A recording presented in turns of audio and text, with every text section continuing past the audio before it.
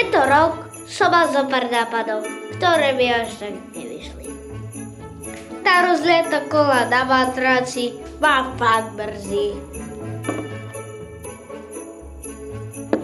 Aby som ušetril taťovi nervy, prosím si pre neho nový chladíč na matraci. Mamine by sa zišli nové obliečky, keďže z tých starých som si vyrobil parádny stan. Pre sestričku ťa poprosím ružového mojkačíka, lebo toho svojho niekde stratila. Ja som v tom tentokrát nevidel. Takmer by som zabudol na seba. Čo by som si prijal?